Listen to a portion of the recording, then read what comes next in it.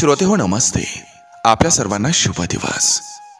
श्रोते हो, आयुष्याचा प्रवास करत असताना मित्र ही आपल्या आयुष्याची पुंजी असते.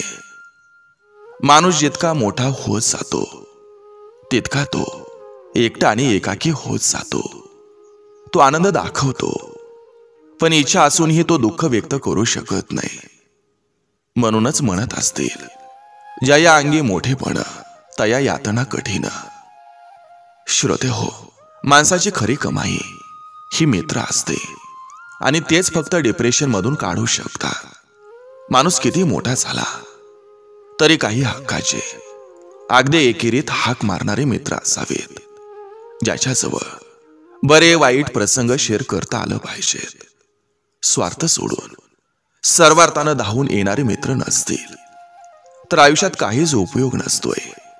प्रामाणिक आणि निस्वार्थी मित्र हीच आयुष्याची खरी पुंजी आहे.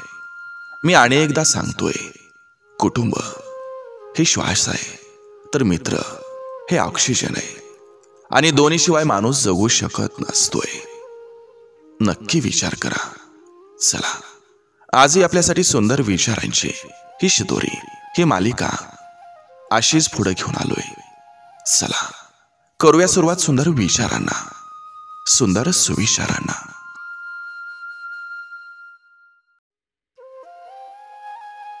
ज्या चहात साखर नाही तो चहा पिण्यात मजा नाही, आणि ज्या जीवनात मैत्री नाही असं जीवन जगण्यात मजा नाही.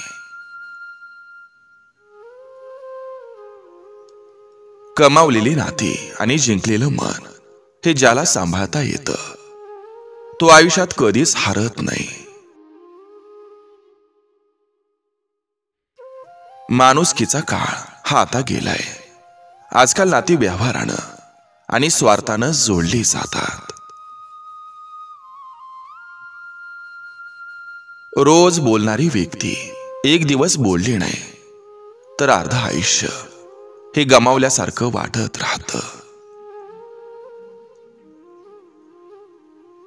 जर तुम्ही धर्म कराल तर देवाकडून तुम्हाला मागावं लागेल, आणि जर तुम्ही कर्म कराल तर देवाला तुम्हाला द्यावं लागेल. जी व्यक्ती आपल्याला मनापासून हवी असते, खरं तर तीच व्यक्ती आपल्या नशिबात नसते. आयुष्यातली पहिली आंघोळ आणि शेवटची आंघोळ आपण आपल्या हातानं करू शकत नाही. म्हणून माणसानं घमंड बाळगू नये.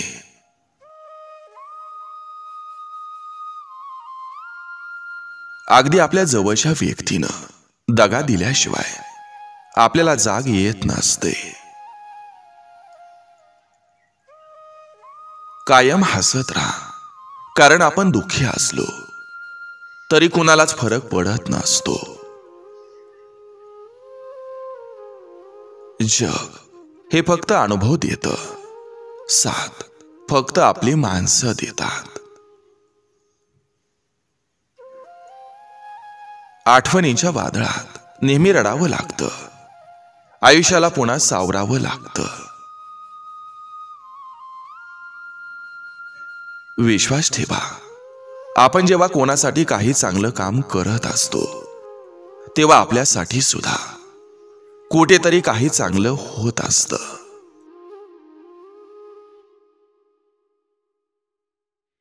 अपराध करून जो सुख मिळवतो त्याला देव कधीही क्षमा करत नाही.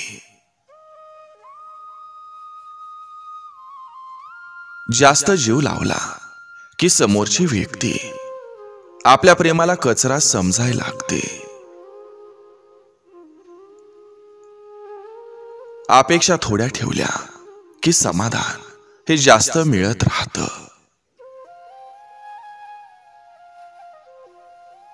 चांगल्या वागणुकीनं धन नाही, पण कोट्यावधींचं मन जिंकता येतं. जीवन हे कुठेही फुलू शकतं, त्यासाठी फक्त परिस्थितीला वेळ दिला पाहिजे. एक क्षण रडवून जातो, एक क्षण हसवून जातो, जीवनाच्या प्रवासात येणारा प्रत्येक क्षण हा काहीतरी नक्कीच शिकवून जातो.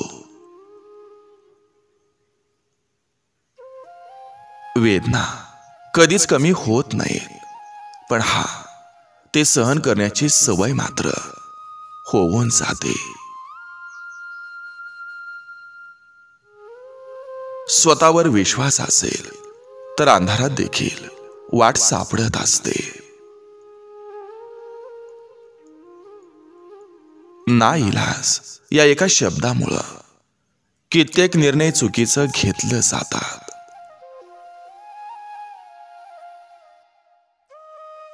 आयुष्यात आनंदी राहायचं असेल तर टेन्शन फ्री राहा आणि स्वतःवर प्रेम करायला शिका.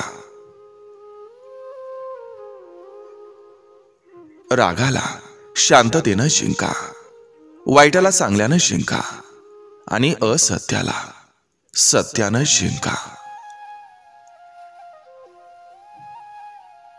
बाप जिवंत आहे तोपर्यंत परिस्थितीचं काट हे कधीच आपल्या पायापर्यंत पोहोचत नाहीत.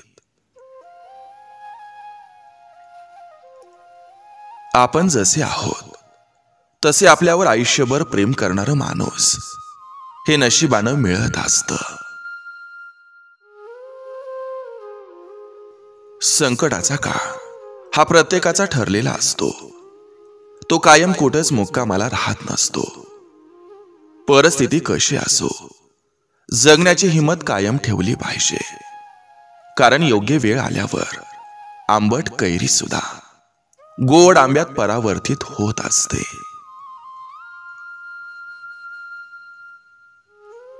प्रगती एवढी झाली की हजारो किलोमीटर दूर बसलेल्या व्यक्तीला बघता ऐकता येतं, आणि अधोगती इतकी झाली की जवळ बसलेल्या माणसाच्या व्यथा आणि वेदना या दिसत नाहीत. ही आजची वस्तुस्थिती आहे. जे नशिबात नसतात त्यांचा मुक्काम काळजात मात्र शेवटच्या श्वासापर्यंत असतो.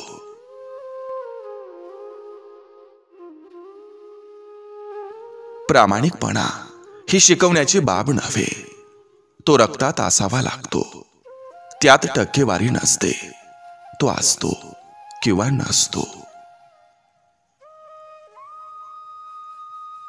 जबाबदार व्यक्तीला बेभानपणे वागता येत नाही.